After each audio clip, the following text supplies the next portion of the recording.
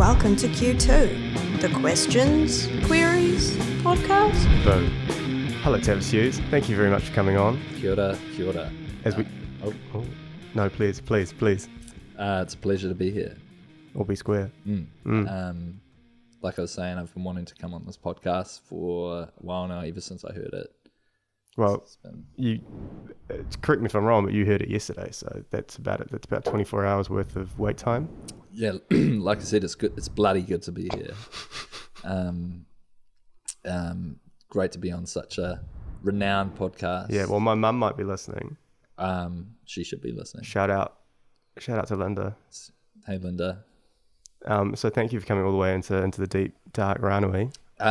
It's sweet. Like, as soon as I got the call up, immediately took the day off work. But you didn't, because you already had the day off. I had the day off work, but I had nothing to do, so I'm here. So you're here. I'm here in the Nui. Look, I'm very grateful for you to be here. And I feel like a good place to start for this podcast, as we were sort of talking about earlier, could be the Tavlova page. So roll it back to me. Let's give a little bit of a description to the people as to what Tavlova is. What does it mean to you? So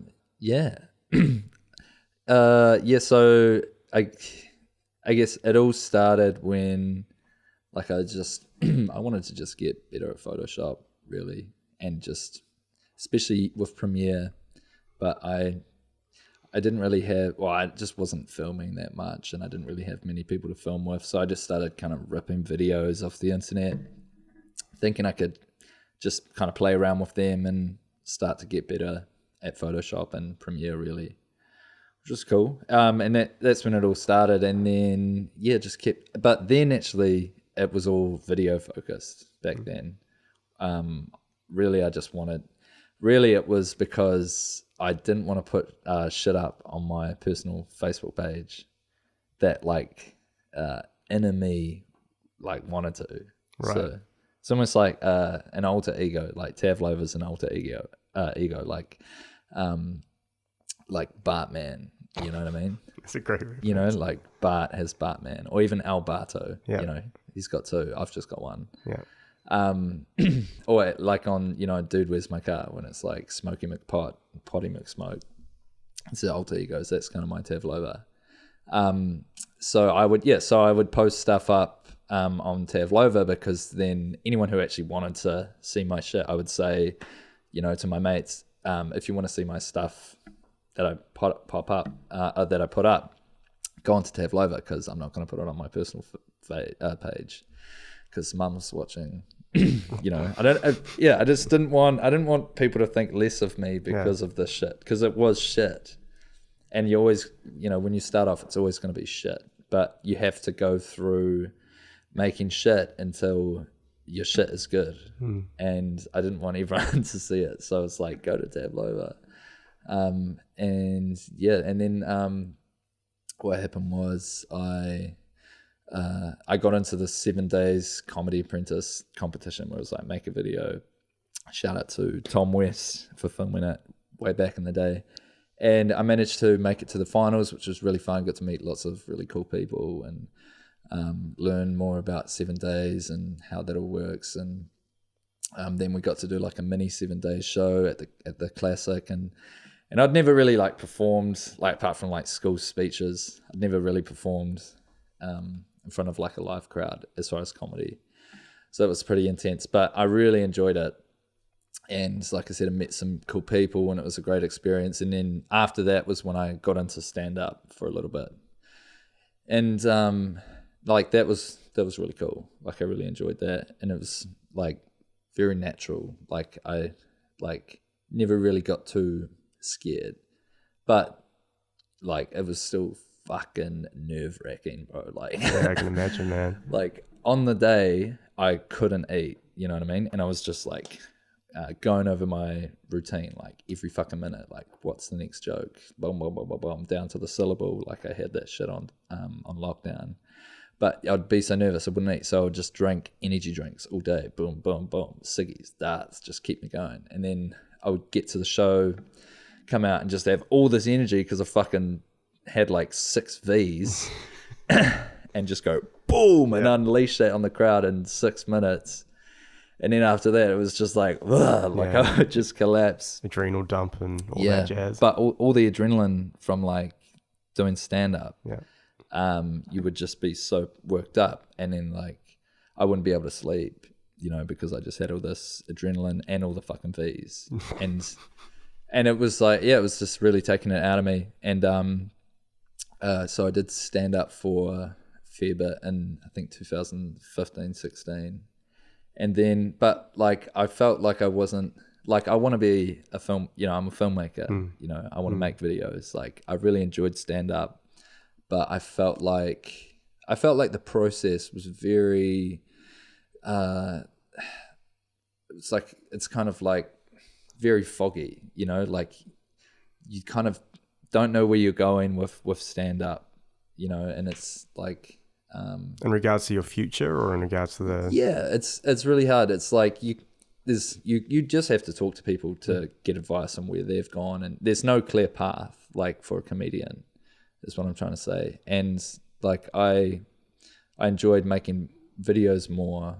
Like I felt like I could reach a lot more people through that way, and it was something that I could like make money off, you know, like, because that's what I wanted to do for work. Because at that time I was freelancing as like a locations assist, working on like big movies and TV shows, but I was the bitch. Yeah. Like I was parking people's cars from 5 a.m. till 6 p.m., 7 p.m. at night, like fucking standing out in the rain. Like I was on set though, like, you know, I was learning and I got to see everything and how it worked, but I was the bitch.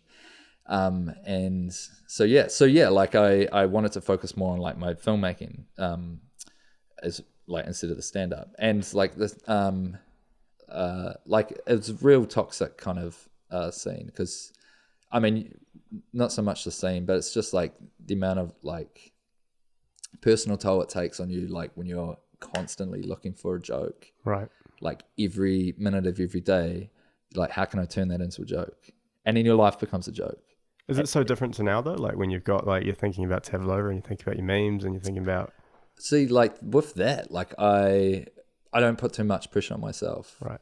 Really, as much pressure on myself, because it's like that it usually comes naturally. But I kind of use that now to get away from work, you know, right? Like I'll get home from work and then I'll want to make a meme, because it's like I've just spent the day making videos for a retirement village, and I want to make some dank, fucking stupid, weird shit. Doesn't even have to make sense, but I just want to just get something out. And like half of that Tavlova stuff is like me just like wanting to flex my weird creative muscle that's not like confined by what the client wants, you know? Yeah, well, it's I think it's very much like you're doing it by your own terms, right? And exactly. I think what you're kind of saying about the comedy stuff earlier, like I think the difference, as you were sort of saying, the pressure that you put on yourself, like you've got like a deadline, you've got a show, you've got this competition, and with the meme stuff, you don't have that. You can just kind of do it at your own leisure and at your own pace. Exactly. Like there's no, like, I mean, I do put restrictions on myself though. Like I don't really share other people's shit. Right. Like, well, I'll never post anything claiming that it's mine. Sure. Because like there's too much of that shit. Happened to you? All the fucking time. Yeah. All the time. But you can't, like, what can you do? Watermark it. Like that's all I can do. For a while I had some cheeky motherfucker, he would, like, every time I put out a meme, he would take it, find like whatever images I found on Google Image to make it, and then just crop. So he would remake the meme without my logo in it and just message it to me. Just to he wouldn't even post it. Just to fuck with you. Just to fuck with me. Wow. Bastard. Eh? Oh, like, yeah, because then I would see, like, if I put my logo on like just a plain white background, pages would steal my meme and then just put white over my logo. So it was like, they're just like literally they can't even just steal it. They have to remove your shit off it. Yeah. So that's bullshit. Yeah, hard out. That's why, but then like it kind of, motivates you to make your meme a little bit more hard out. Like sometimes I'll spend hours making a meme. You know what I mean? And sometimes I'll spend hours making a meme and I'll never even put it up because it just can't quite get to the point where I'm happy with it. And sometimes it'll sit there in my Tavlova folder for months, and then one day I'll look at it and kind of think to myself like, oh shit, that is actually funny. Yeah. And I'll put it up and it'll go sweet. Yeah. I'm like, you know, it's real funny. But like Kiwis on Facebook are fucking hard, man. Like Kiwis are. Yeah. In what regard? Like they're brutally fucking honest, right? And it's hard to get them to connect to shit because like let's be honest, like Facebook's just spam, just thrown down your throat, which is sad for me because like I've invested a lot of like time like building up a following on Facebook. Like if Facebook dies, I'm like, fuck. How are you gonna net? Like I don't think it will though. I don't think Facebook's going anywhere anytime soon. No.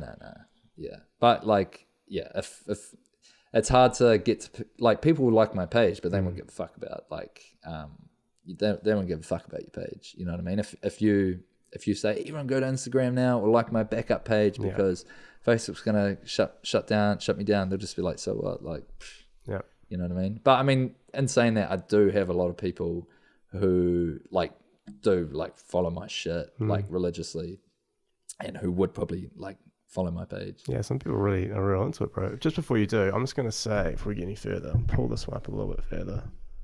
I reckon you can get a little bit louder, a little bit more cozy. Deeper. Yeah. Anyway, so what do you think, like, because you've got obviously this medium, and as you say, like, it almost has like a weird shelf life because it could all just go away in a second. What would you do in that scenario? Like, is this something that you think you're going to keep doing, or do you think you're just going to evolve into another form of comedy, or? Like I'm gonna keep doing the memes because I still feel like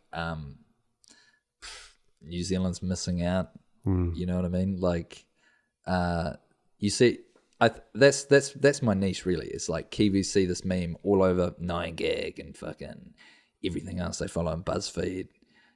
So when they see one that's got a New Zealand flavor to it, they're like, oh shit, like, you know, we got our own one. You know, I think that's why my Māori Hotline Bling went so big, was because at the time there was like Hotline Bling parodies fucking coming out of the wazoo, but this one was like the Kiwi one. So like it, you know, that went really well purely because of that. But it's hard because I'm trying to branch them out and not be so Kiwi all the time. But you know, it's my go-to. Well, it's the comedy that you know and do very well, right? So it's hard to break out of your own niche when you've kind of established it. Yeah, totally. Yeah. What's been the most successful stuff? Like, do you have any particular ones that jump to mind? Yeah, it's like the countdown cards. Obviously, That's right. They were bonkers. And back then, I didn't watermark anything, so fucking big mistake. I had a Bunnings fake tweet that I put up that was all Photoshop, but it looked like 100% legit. Sure. And I think that's what people forget is like, you don't have to be that good at Photoshop to like do a fake tweet. You know what I mean? But people are easily fooled, and a lot of people believe that tweet. What was the tweet? It was Mitre 10. It was a tweet from Mitre 10 saying like, hey, every Saturday and Sunday of 2018, guaranteed there's going to be sausage sizzles, like look forward to a good year. And then I replied as Bunnings and was like, you want to go to fucking war? We'll go to fucking war. And it went bonkers. Yeah. And like people loved it. And like honestly, I wasn't even going to put it up. And it went pretty good. And then now I got a cease and desist. Really? From some fucking international like brand management. It was like Fraud Watch or something like that. I don't know. I got a cease and desist from some motherfucker. But I didn't believe it. Like I was like, whatever, I'm going to leave it up. It's a meme. You know, I'm not going to take it down. Plus, it's already, like, it's out of my control, man. Like, once a meme gets that big, everyone just grabs it, puts it up on all these other fucking pages that just steal people's shit. And I can't, like, you're going to cease and desist all those motherfuckers as well? Like, nah. So I'm going to leave my shit up. Yeah. So I just ignored it, and that was the last I heard of it. Interesting. So I haven't heard anything else. But, yeah. I mean, it's, like, I got... yeah, I mean, it's too easy. It's too easy. Like, It's too easy just to fool people. Yeah, that's cool.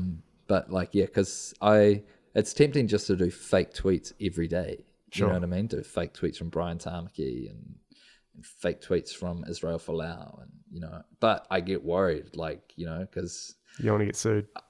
well, yeah, defamation. You know what I mean? I'm always aware, but like that's half my shit is making fun of people. Yeah. You know, it's like It's all comedians though, right? All comedians just make fun of people. exactly. But if you look, like, the way I see it, it's like NZTV is so cringe. It's so good for me. It's so easy to make fun of. And like, because NZ's such a small place, and because the internet, it's opened up this like whole nother world where like they're all these stars, you know, on TV1 and TV3 and shit. They're no longer so influential, I guess, or like unreachable to a fucking meme. You know what I mean? So who wrote back to you? I remember seeing that at one point. Oh, heaps of cunts. Like Yeah. like Shay Fu always gets tagged in my shit because I'm always making puns about him. Johnny Too Good likes my page, so that like, so then I'm like, I can't make fun of Shehad. Yeah. You know what I mean? Which sucks because I do want to make fun of Shehad. Wow. Because I play guitar, and like, all I want is Johnny. All I want is a guitar solo. You know what I mean? Give me a fucking guitar solo. Shehad never delivers with a guitar solo. Have they never had a guitar solo? Think about it, man. I am thinking about it now. Well, I mean, there might be some B-sides that I haven't heard, you know, because I'm like, I used to be hard out into Shehad when I was like back in Rock Quest days and shit like that. Yeah. But that's because I discovered Drop D, and you know, And subsequently Drop C. all Shehad songs are like Drop D. Let's bring it. Yeah, let's get that thing out of your fucking face. Sorry. Like even that song Alive is just da-da-da. That's just palmy Was that Drop the D. with the which is one of the dog running on the beach? Like that's just like one of their recent ones. It's the same thing. It's just like Fuck, I it's don't a even small little loop the whole way. They did that song. I think it was Sleep Eater, or no, you think you're so free, and it's like and there's a breakdown, and for like 45 seconds, it's just. I think that's why we're not even talking about the same Well, one. all the band's building up. Fuck, that's like 45 seconds. You could have given us a little lick, just a little something, just a little. Like that's all I want. Maybe that's not what the people want though, Tavis. Maybe this is the problem.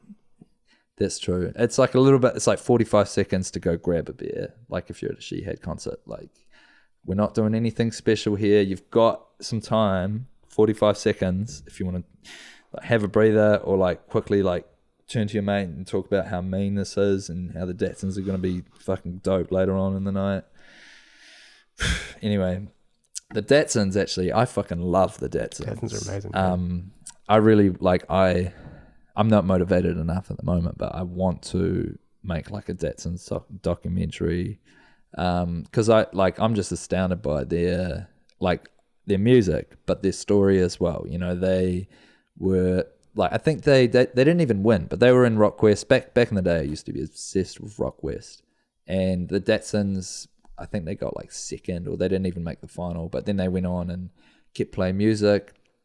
Their first album came out in NZ, it was pretty ignored, but you know, they were already getting like compared to Led Zepp, or just that Led Zepp sound.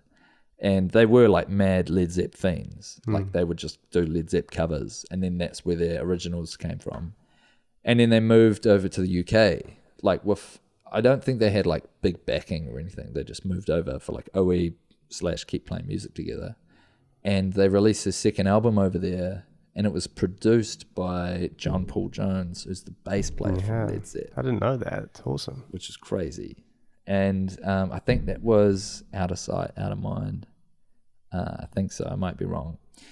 And then they were on that Jules Holland show. They performed on there, which was like big for Kiwi artists. I think there's been a few Kiwi artists on there now. Well, recently we've got people like Marlon Williams and what's his girlfriend at the time, now not, Alice Harding. Oh, Aldous Harding. Aldous. Yeah. My bad. She's great. She's a fantastic singer. They both are. They're both really awesome. See, because Marlon's from like Littleton down in Christchurch ways, which is like that place is like out of a fucking fairy book. Out of a fairy tale. I think I've driven through there once upon a time. It's awesome. It's so much like for such a little like kind of harbour. Like it's not even a town. It's like a village. So much character there. It's like explore the suburb. You know what I mean? Everyone's like fucking cool and into like, you know, just doing their thing, and it's great. There's a lot of like cool creative shit going on in Littleton, and that's actually where they filmed. What was that old Peter Jackson film with Michael J. Fox? And it was like shit, like ghosts coming out the walls and stuff. Oh, far out. I should know this.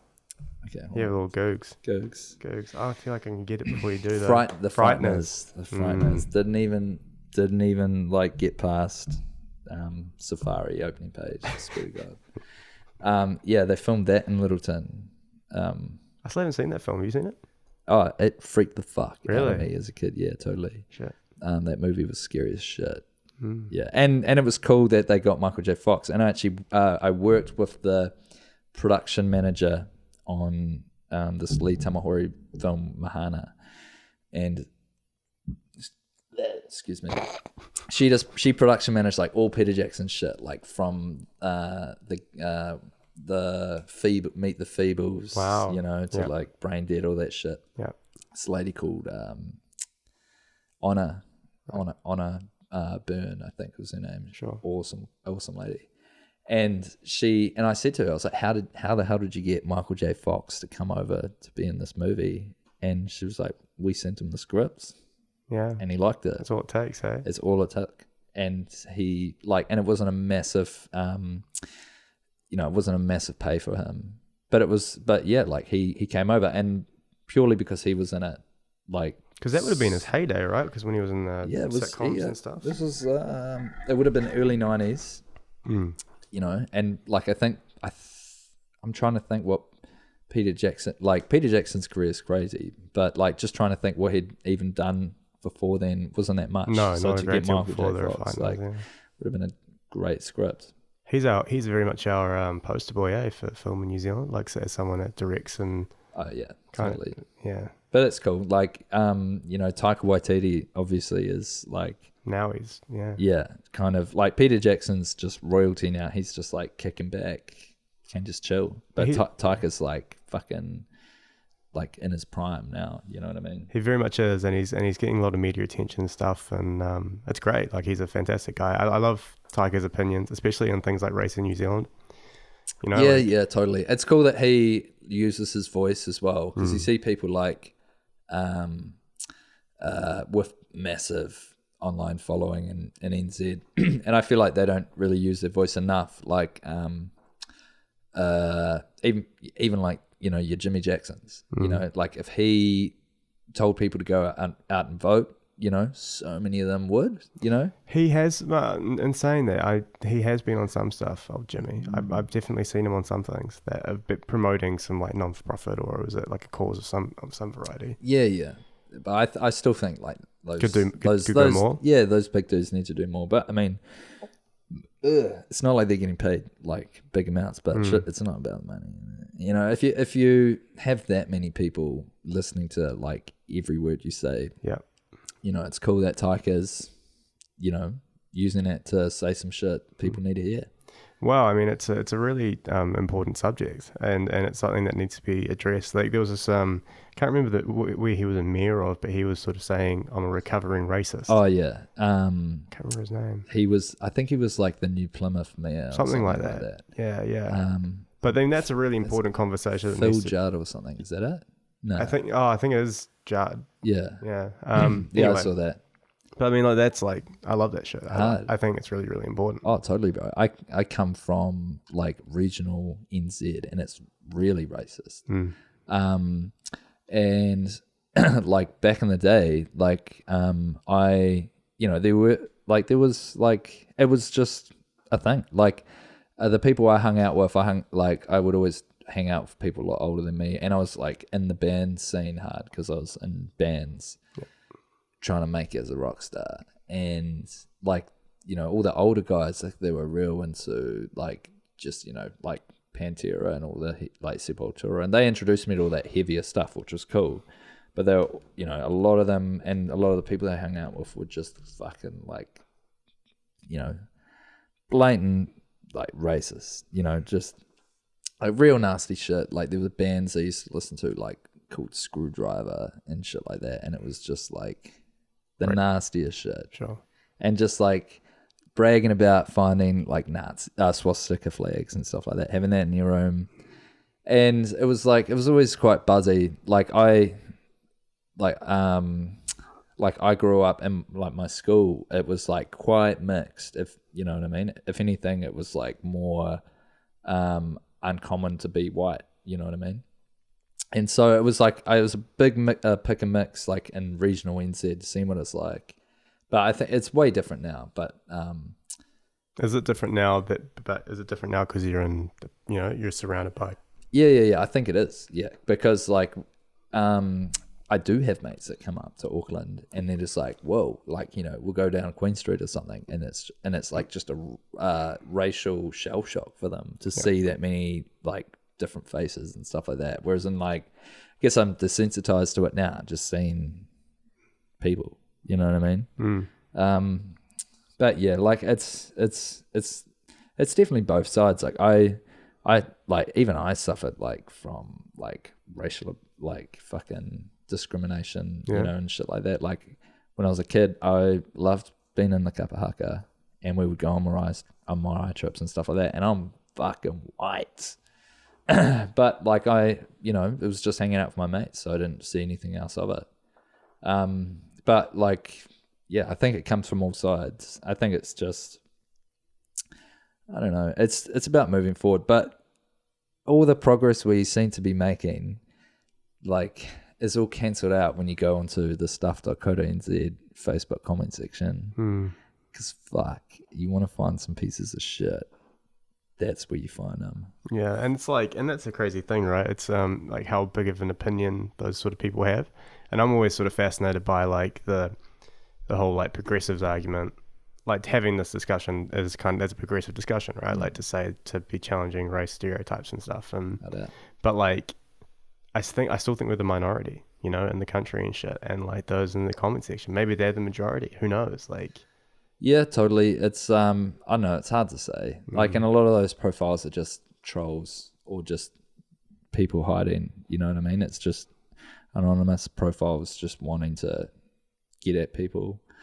But you see a lot of people, like their comments, and yeah, it's pretty fucking gross. But I don't know. It's a tricky one, man. Like, it's a whole nother world, like trying to see things from other people's perspective, And I'm lucky enough to have had it like a lot of experiences where I've like met and seen people who were like disadvantaged for being, where they're from or the color of their skin, and just hearing stories about, way they've been treated and just stuff that's happened. And it's like, but it's no point holding on to that, like, and getting angry and thinking like, okay, they said that against me, then I'm going to say this against them. It's about just brushing it off, because the people who are saying that shit, like if somebody brown said something racist to me, I wouldn't instantly be like, okay, all brown people I'm gonna think this about you Yeah, now. yeah. I would just think like that guy's a cunt. Yeah. That guy's a fucking dick. Yeah. That's the nature of it, man. That's all. And Yeah. I think it's always been like this. Yeah. And I don't know if it's ever going to go away because people are scared.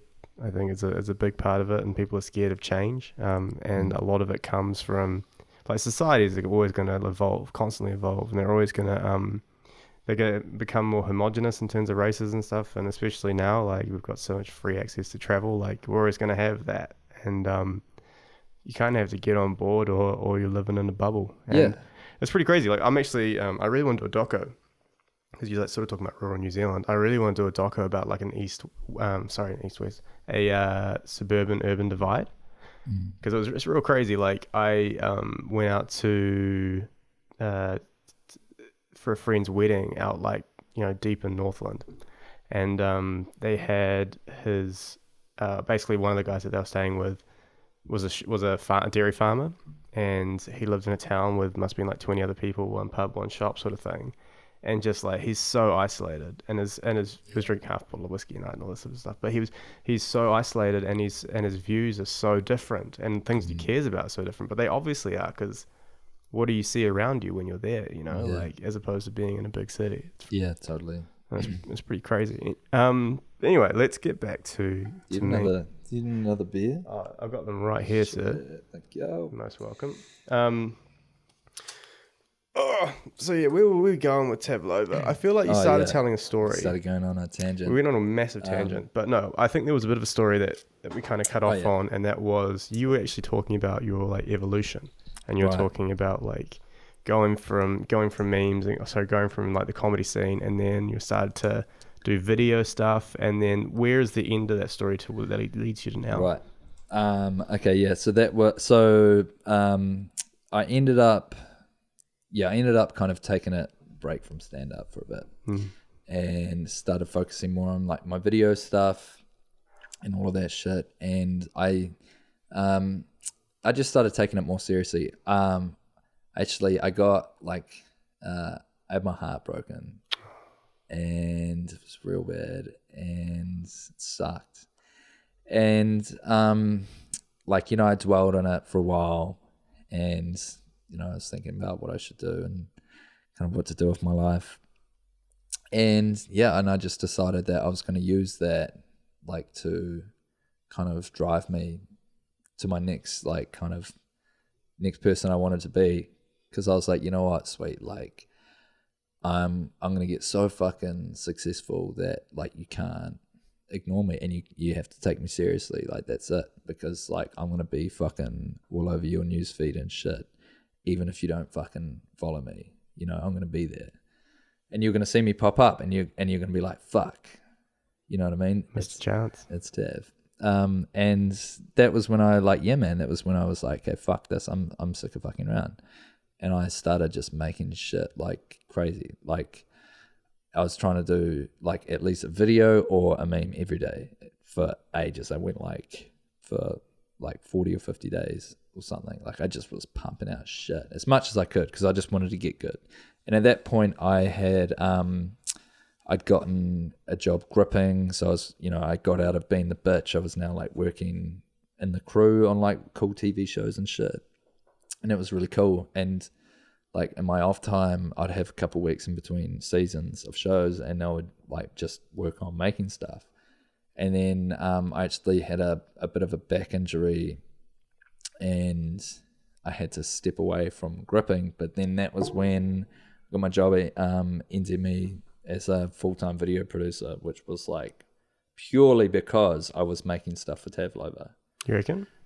Or because otherwise I would have no idea what I was doing. Right, sure. So pretty much it was like, because I was grinding so much and all that shit and getting better at editing and shooting and stuff, when I got my job as a video, at first I got a few like just contracts like to make stuff as a producer, and I could do it all, and I had all the resources as well, because it was a big company. So I was like, cool, I need this many cameras, and I need this to edit it, or I need an editor, and it was sweet. And so I fell right into it, and I was comfortable, and it was great. And it was purely because I like just was grinding on that Tavlova shit, just because I wanted to like be like I had that drive because I wanted to be a director, but you know, not only that, I just wanted to be successful, and I wanted to be taken seriously because like fucking years of being the bitch and working shitty fucking jobs and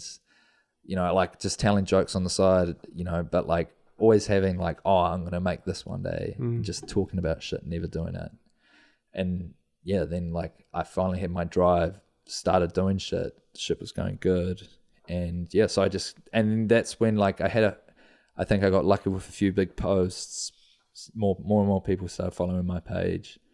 And yeah, then I got my job and I was like full-time video producer, you know, getting like all this opportunity I'd fucking never had, you know, like I'm working with like really famous people and really influential people and like getting to meet like fucking my heroes and shit. Whereas in like couple weeks before that I was like, you know, fucked because this chick like broke my heart. You know what I mean? So like your watershed moment was your back injury, and like that's what sort of flipped things around. Hard out, but it was almost like my legally blonde moment, like where she was like, "I'm getting into fucking Harvard," and she went and studied and got real smart.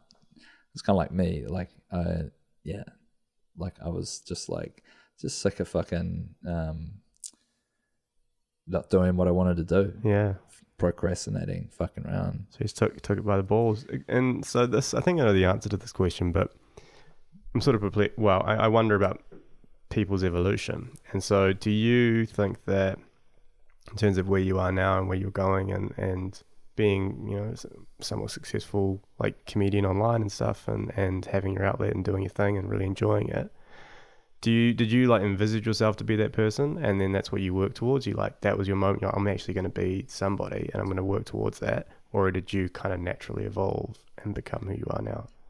It's hard because it's hard because like you kind of I felt like I envisioned, like for years, like I envisioned who I wanted to be, but I wasn't taking the right steps to you know, be that person or whatever. And I felt like that was my path. Was I was like, okay, I'm going to be this person. And when I finally started to do shit, got off my ass, that each step I actually took and was making these big like discoveries about myself and about what I wanted to be doing, was I was actually finding my natural kind of self, you know what I mean? Whereas I was working towards this person who I thought I wanted to be, but I actually found the person I wanted to be and it wasn't what I thought, you know? And then it's just reminding myself that as well, like that, cause you know, fucking, you get lost a lot because you get so stressed out and like you beat yourself up a lot, but you just remind yourself that like, you know, fucking, you're making the right moves, you know, you're doing the right thing, and that there's no clear path like for anyone. No. Which is why I find it so hard to say what I do, because like I don't know. Well, you're multifaceted. You've got, you know, you're not defined by one role of this thing. You do lots of different activities, and there doesn't necessarily need to be a label. Yeah, no, totally. I feel it. It's like the man of many talents, but a master of none. And that's what I want to change. I want to be a master of a few. Right. But still, like, I can do a lot of shit. But yeah, man, it's like I don't know. I felt there was a big gap in NZ as far as content goes, as far as people telling it like it is. You know, but kind of in a non-confronting way. It wasn't like, there's a housing crisis in Auckland, do something about it. Yeah. But like almost like something kind of like, how about that housing crisis? You know what I mean? The way you package it. Yeah, totally. Like I felt like but I mean, it's different now. There's like, back when I started, it was different. But now there's some like really, really good shit out there as far as NZ content. But I felt like I got into a good posse with like just making stupid shit, like which is good because I've kind of set myself up. I did it the hard way, like by not naming my page Kiwi as NZ memes. You know what I mean? Like You built a personal brand instead of trying to jump on something else. yeah. Because like I said, like Kiwis are hard. It's hard to get Kiwis to like your shit if you're not called Jandals R Us memes, bro. For edgy fucking Shit towns of New Zealand. Yeah. Like I mean, shit towns in New Zealand, they actually do a great job. That's very funny. They do a lot of original stuff and it's quite well A lot of thought out. original stuff. Yeah. And the share market stuff they do, it's a lot like on Edie Media Lunch, they used to do celebrity share market, and it would be like, you know, somebody in the news for an ecstasy scandal so their shares went up, you know. And I think shit towns in New Zealand are actually doing good stuff.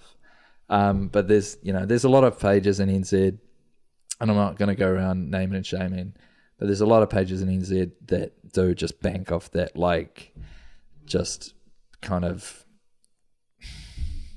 like epitome of Kiwi bloke, Kiwi person, epitome of a Kiwi, where it's like, I like anything that it's like a picture of fucking, I don't know, Hooker Falls and says like, let's go get a hooker, you know, or something like that, you know. It's not as original as it could be or enough thought out. Yeah, man. And that's like a problem I have a lot is I'll make a meme and it's too fucking easy to get, right? You know, and I'm like, I can't put that up, you know. It's too like your auntie would share it, you know. I'm like, I don't want to be that. Like, I want to be fucking that edgy shit. Like, that's a little bit hard to get sometimes, but at the same time, you know, it's real hit and miss. Like, sometimes you nail it. Sometimes it's only funny to you. Sometimes you don't think it's funny, but other people do. Yeah, it's quite hard. But it's a real fine line, and it's hard. It's hard. Like, there's people I want to make fun of, but I can't. You know, because I work with them. Play it safe.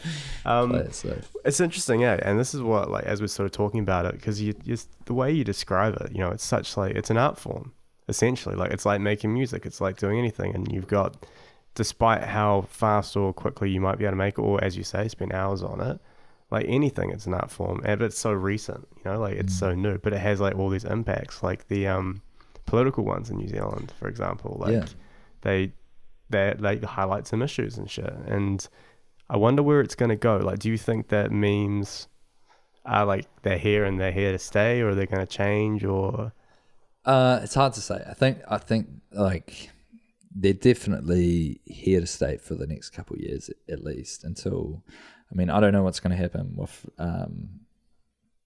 Facebook, Instagram, and our attention spans as well, but like it's they're very influential, and like if you know how to use them right, like fuck, they can make or break like your public image. If you know, like, I think, like, to be honest, I think like Jacinda has got like I don't see too many memes about her being made. You know what I mean? So it's like, you must be doing something right. The only meme I see about Jacinda is if somebody making fun of her fucking teeth. Yeah, it's like being done. Yeah, that's not funny. Yeah. You know what I mean? Yeah, make fun of how somebody looks. I'd rather make fun of Max Key being a fucking DJ. Oh, he's terrible. Than make fun of Jacinda's teeth. Like, you know what I mean? But there's some really good political pages out there for NZ that came out like last year during the election. You know, it was good to see. I stay away from the political shit.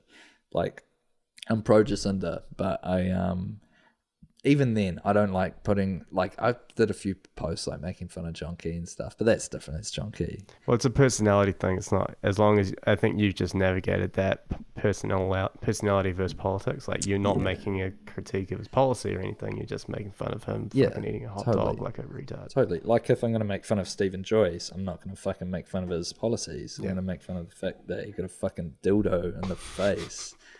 That might be the greatest moment in television history. I don't even know, like, what he does. Like, is he the minister or something? Like, or was he? You know, like I don't even know you, bro. I just know you as you got hit in the face with a fucking dildo. I could educate you, but I feel like it's better just to leave it. I don't want to tarnish that image. Yeah, I don't want to know. But yeah, that's just gold. To the lady that threw that dildo, thank you so much. What I also love, and it's so Kiwi, is that when it happened, she was just having a laugh, and some dude was like slowly like escorting her away. Like any other country, there would be hell to pay. Put that dildo down. Yeah, she's just having like cracking up and wandering off and doing her thing. What was it? This is for raping our sovereignty. Boom. I did make a meme of that, and it's like, I found a picture.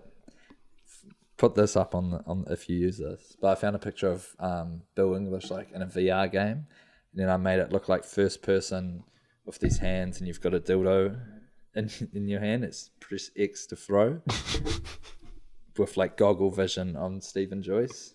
It was good. That sounds awesome. But yeah, anytime shit like that happens, it's just like only in New Zealand. Yeah, it's great, bro. It's funny. There's some good shit. It's fun though, right? Because like, there's no like.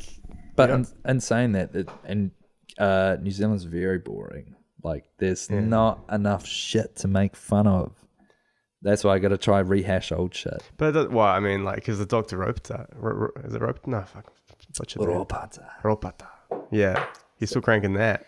Yeah, like you got to bring back like that shit's like that shit's like holy gospel. You know, it's written into like it's like thingy, Dr. Ropata, you know, blow on the pie, just doing some dots, all that shit. It's like royalty, so you can use that like over and over.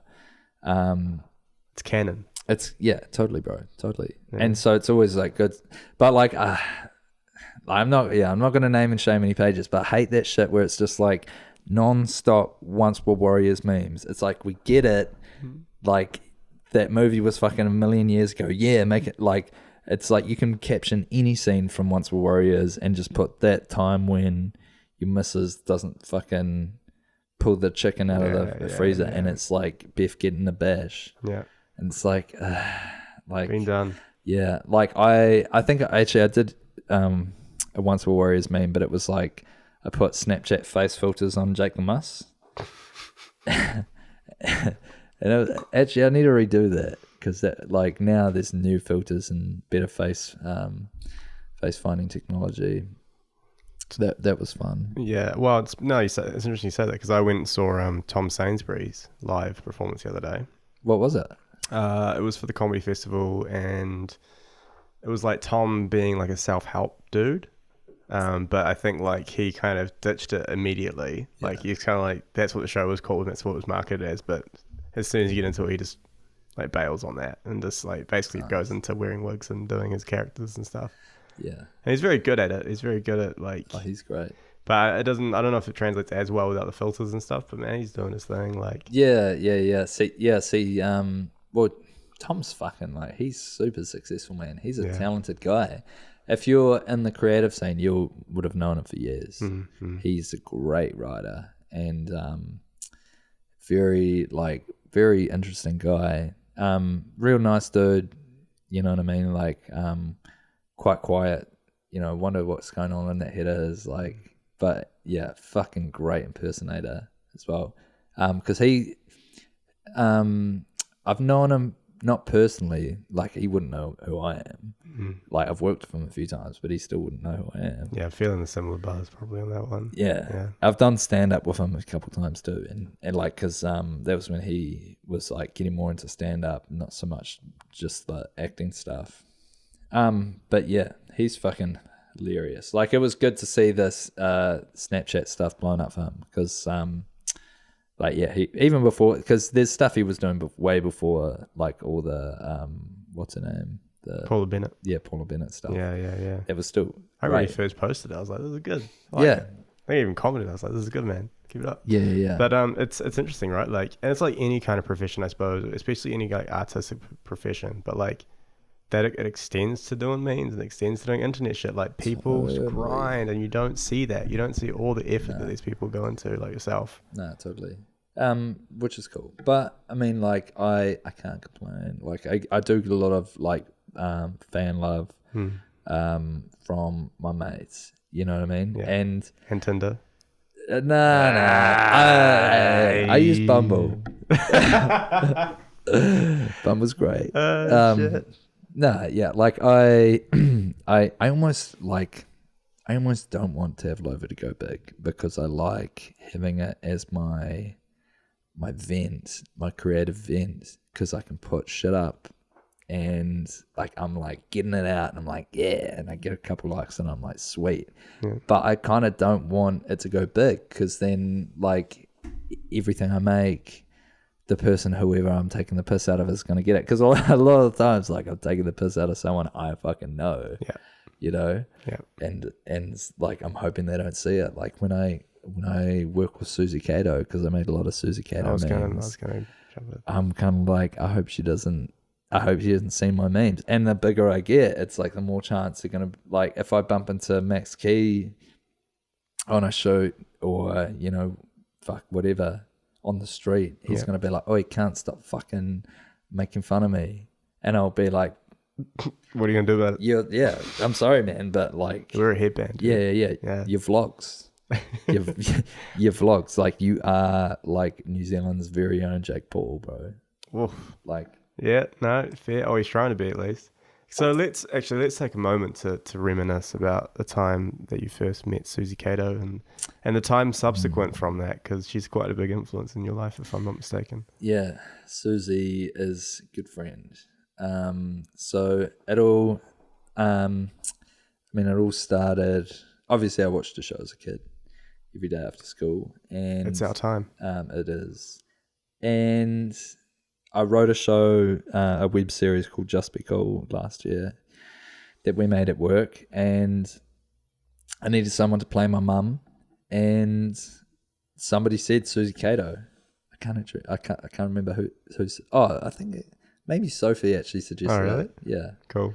And as soon as I heard it, I was just like, yes. And I knew she did, like, I knew she would come in on ZM every now and then. So I did some, asking around, found the person who had her phone number, gave her a call, Susie. And yeah, she was keen. She's keen to come along and play the role. So it was great. Especially once I knew I was, once I told her, I was like, look, this role would be shit if you didn't play it. Yeah. This role was written for you, even I don't really, but it's it's just meant to be. And so she was cool with it, came down, and it was fucking awesome. Got Susie Cato to play my mum. And then I actually got Stacey Jones. That's right. To be in it as well. With the sandwich, right? With the sandwich at the end. And like fuck, getting him was way too easy. Like, it was way too easy. Did you tell him that? Nah. Like I went and saw, because it's just producing, I went and saw our person at work who does a lot of stuff with the Warriors, found out, got an email of the guy who I needed, emailed him the shit, and apparently he owed somebody at our work a favor. Right. And I was like, oh yeah, I work with them. This can be the favor. Cashed in it. Yeah. Chick. Stacey actually showed up to the shoot. And the whole time he had no idea what was going on.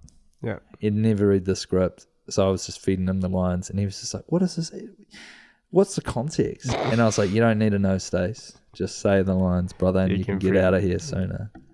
Amazing. But no, he was good. He was laughing at it. He was just like, fuck, I'm going to get a lot of shit for this. And I was like, nah, you won't, because no one's going to watch it. It was good, man. I enjoyed it. I don't know if I enjoy it because I have obviously I know you guys and I know everyone who's on it and stuff, but I still think it was fun. It was a cool piece of content. I enjoyed making it. It took a lot out of me, that one. Yeah, it was pretty stressful, hey? It was a stressful one. You're just trying to get it all together. You burn the candle at both ends quite a bit though. Like you going home and doing this stuff, and obviously it's not your day job, so it's pretty hard.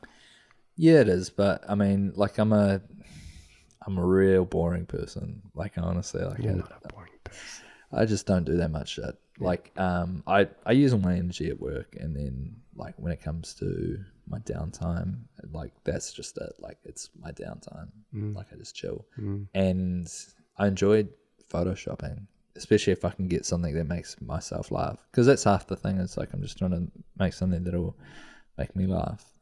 And then because then when I do look through, you know, I go every now and then I'll go onto my Tavlova page and just go through every photo, and like I crack up and I'm like, okay, this is cool, like it's all good.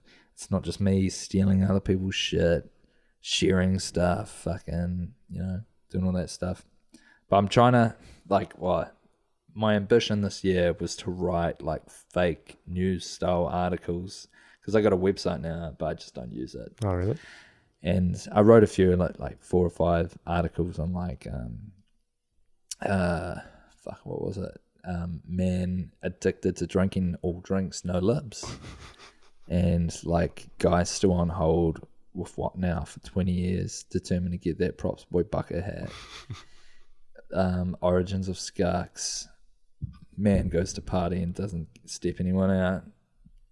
Just like a lot of fake shit. But like I had a lot more ambition over New Year's, you know. It's like, oh, this year I'm going to take Tavlova more seriously and do a lot more content. Start getting people to a website, then I can actually start making money from it. But it's not. I think it's still early days, and I'm in no rush to get to like 100,000 likes or anything like that. Yeah. Like, I'm just happy to have a platform where I can make stuff and see if people actually like it. And that's what I tell my mates who also like to film shit, is I'm like, we can film something, anything we want, and just put it on my page. It's not about me, you know what I mean? It's not about like me getting more likes or me getting more people to see this shit. It's about like, we've got a platform now where we can put stuff up and people will watch it, you know? And but like, and I'm happy to do that too, like even if it's like more serious shit, because as long as we've made it, like I'll put it up. Yeah, sure. Which is like, that's cool. So what's because there's almost like it's interesting, you talk about not wanting to get big and not wanting to you wanted to keep kind of free and kind of have a lot of flexibility with it and stuff, which is awesome, and that's, I think it's a really good way of approaching it. But that, by that same notion, like, you also got this goal in mind and you want to be successful, and it's almost like a chip on the shoulder being like, fuck you, I'm going to show you that I can be big and I can prove myself. And not to say that you haven't reached that now, but like, one is being like, I don't want to be that, but then the other thing's like, I want to show you how great I am. And it's like, you've got that duality, right? Like, because where do you want to go? What do you want to do? What in an ideal world, what would Tavlova look like? Like really, I want to strike gold. I want to find a format that's easy to make, that people like, that I can just fucking continually make, and just nestle myself into that. You know what I mean? I want to come up with the next 7 days, you know, a format that's been around for so long, Sure, but it's still fresh, it's still good, people still love it. Like, I'd love to come up with something like that.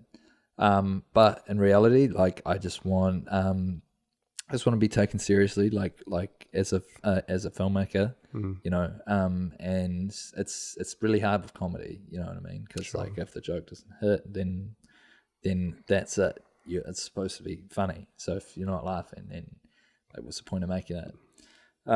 But yeah, I just want to be taken seriously as a filmmaker. Like, and like, I need to just expose myself to making more serious content, but being also serious about my content, you know. Like, I still think I should be filming more outside of work. yeah. I'm not going to be doing 48 hours, but it's purely because like I find it just draining. Yeah, I'm with you on that. And it's not like that satisfying, you know, By the end of it. If you don't have a good team. Yeah. And I think, like, I always tell myself, but I mean, it's always good to have that because it forces you to make something with your friends. And yeah, it's tricky, yeah. Like, in terms of finished doing stuff after work and stuff, like, if you're not freelancer, especially if you're in a full-time role, like, I lived with obviously my current business partners, like Tom and Sean and Ashley, and we had every opportunity in the world to make stuff when we were living together with Rocco as well, and like, but we didn't outside of 48. Like, we wouldn't make shit because you do that for work. Yeah, exactly. And you don't want to I don't want to cut when I get home. Like, that's hard. Yeah. But, yeah, that's what's hard about it too, is because like I try to remind my workmates that there's nothing holding us back from making stuff in the weekends and after work. But we're all we do that for work. You know, it's like saying to a builder, like, for fun, let's build another, like, let's do some more building on the weekend while it's the time off. Obviously it's not that extreme, like, but you know, there's some people it is like draining, but for me it's more about like just making shit, because like shooting stuff's the hard part, because you actually need people. You know what I mean? Like, you can only do so much stuff by yourself.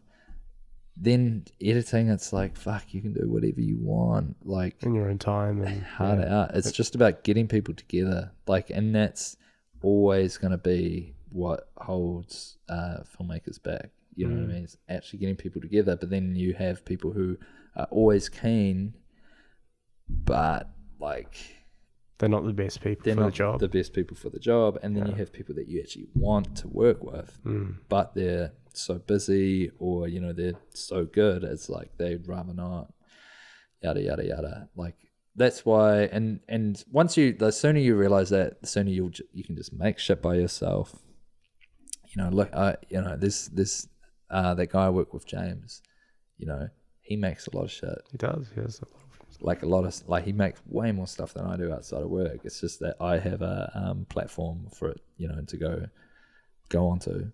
Whereas in him and his brother, like, just constantly making stuff. And so I always have respect for him, because he's out there making shit, you know? And it's like, I almost envy that he has a brother.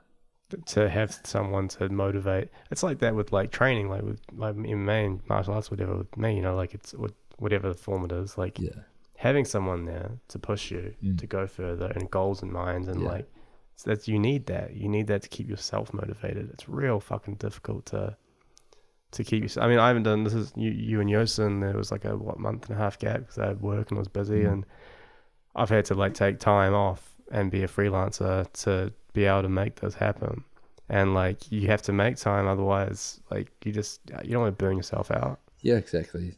That's exactly it. And it's also like, it's hard for me to ask people to want to do stuff when it's for Tavlova, because it's like, it is my brand, you know what I mean? But you're the one that's getting any value from that. Yeah. But it's like, I don't want it to be like that. You know, I want it to be like, we're all getting value from it. We're all getting content seen. But it's more like, it's hard. Like, I don't like asking for favors. Like, and if somebody doesn't feel like they actually want to do it, then I won't ask. You know what I mean? Yeah. But at the same time, I'm getting old. I need to like be making more content. You need to grind it while you've got the ability, because once you have a relationship and kids and shit, like, everything changes. Oh yeah, totally. That's it. Like, imagine if I've got a kid and they're like, oh, Dad, you made a meme that fucking said, like, you know, fucking doing spots or something. I don't know, doing buckies or smoking bongs or something about Susie Cato. Very related. I don't know what's going to happen if I have a kid. Yeah, fuck. I think you'd be fine. I think everything would be fine. Yeah, no, totally. But like, and you'd make time, and I know plenty of parents that make it work, but there is definitely still that like that time thing. And I have the same thing with my partner. You know, like, Em's always like, chill out. It's fine. And I need that. I need someone to tell me to chill out and not to worry, and like, it can be done tomorrow. But there's another part of me that's like, I know that I'll feel better doing that, but like, I gotta grind. I gotta do it. Hard out. And that's what I talk to my mate David all the time. I'm like, it's such a fine line. So it's like, if you look at it like a voltmeter, like, you've got one side is being a good person, being a good person, being nice to people who are nice, even being nice to people who are dicks, just being a good person. And then you've got the other side of like, I want to be so fucking driven like a fucking pit bull, bro. You know, like, we're just like a runaway train, like a barge through anything that gets in my way, and I'm fucking going where I want to go. In the middle of that's where I want to be. You know what I mean? I still want to be a good person, and I still want to be nice to people But at the same time, if you like fucking are in my way, not taking me seriously or holding me back, then I'm gonna fucking scoot you to the side. Yep. Which is like it's a hard one, because sometimes, you know, sometimes you have to be it's hard when to know when to be staunch and like when to not let people push you around, because then you get like defensive, and then people like who are just not actually trying to push you around, they're just like asking for things that aren't actually that hard to do. You're still stuck in there like, get the fuck out of my way, you know. Chip on the shoulder too. Chip on the shoulder, yeah, exactly. Got to look out for number one. At the same time, you know, do favors for people who deserve it. Yeah, I think Be selective with it. Yeah. And I also think being empathetic is really important. Like, and as a sort of like, if there's any kind of life principle that I've ever sort of felt like I've stumbled across, it's just like, have empathy as your moral compass, and like, don't understand that if you want people to work for you, then you're going to have to do work. And karma is very much a thing, like, not in a tangible way, like it's like a mystical force, but in the sense that if you do favors for people, that will probably come back to you, and you can't expect things of people if you're not willing to do that yourself. Yeah, totally, bro. But also just be selective with who you give your time to. Yeah. And be selective. I mean, be observant of who gives you their time. You know what I mean? Understand that. If somebody gives you their time, notice it and pay it back, or pay it forward at least, you know, because it's something that I've been guilty of before. Is like you want to impress people over here, and like you want these people to like you, but then this person here is giving you all this time and support, and you don't even realize that like they want what you want, but from you, you know what I mean? Like, it's like all they want is for you to say thanks or anything like that. And just noticing that, you know, because it's about just appreciating people for what they give you, and you know, returning the favor as well. Because if you can find somebody that you can collaborate with, and it's reciprocal, you know what I mean, then you're only both going to grow, and you're only both going to get better because of like the time and everything that you give each other, and also just helping your mates grow as well, you know, which is cool, you know. It's like you kind of have to, I think in some respects you have to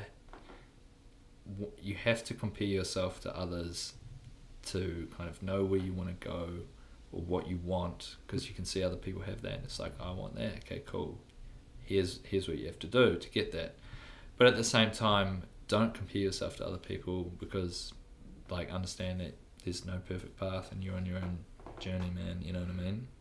So it's a fine balance, because I personally find that's one of the most toxic things you can do, is compare yourself to others, but it can also help you a lot. Well, especially in the age that we're in now, because people present themselves in a certain way, and the only interpretation that you get of them is what they post on Instagram and Facebook, which is a very idealized version of who that is. Totally. People say to me all the time, like, "Oh, Dave, you know, looks like you're like living the dream up in Auckland and doing your thing, and everything looks really exciting." And it's like, yeah, well, like, I honestly spend most of my time at home chilling. You know what I mean? Because like, it's expensive up here, and I'm trying to save my money, but also like, because like like all you're seeing is stuff I want you to see. You know, all you're seeing is me having fun. I'm not going to put up any of the like shit I go through on Facebook. Like, one, because I think that's cringe when I see other people like just being negative on Facebook or looking for empathy. But then I don't want to share that with people. Like, I only want to share the good shit with you. So don't compare me like that, you know, because like, even I'm not that person. So, you know, don't compare yourself to that person, you know, and that's the same with everyone. Yeah. Just remember that. Yeah. That's the key. Well, it's a good place to kind of wrap it all up. Yeah. Well, thank you very much, Tav, for coming on and having a cheeky little yarn and ranui. it's good. It's a good place. It's a good place. Did I see a dairy down the road? Oh, yeah, there'll be a couple of dairies Yeah, about, there's a mate. couple, there's a couple. We might have a little wander to the dairy, Yeah. grab a coffee. Yeah. Oh yeah, that's good. Because I was thinking if there's not one here, I'll start one up. Oh shit! Is there a bakery around here? Oh man, I think there is. I think there's every little amenity that you could ever want or desire in Ranui. Because I'm thinking want to invest in a couple of food trucks, but not like food trucks, just the little like bikes with the boxes on them. Oh yeah. With baked goods. Yeah. Baked goods, and I'm just looking for a couple of places I could let them loose. What thing would they play, like a little theme song? It's like a Mr. Whippy kind of scenario. Like how would people interact with this bicycle? I like app based. Like Uber. Like I need a pie. Like Yeah. And also just like probably just the exact same song that Mr. Whippy plays when he comes down your street. to sort of see people. Yeah, except the dubstep version. So that people know, like, oh fuck. It's about to get lit. So you can tell your mum, oh yeah, it's for an ice cream. Really, it's for a sausage roll. Hey. Or 2 sausages and 1 roll, or like I like to call them a double banger. All right. All right. All right. Okay. All right. Very good. Let's see you later. Bye. Bye.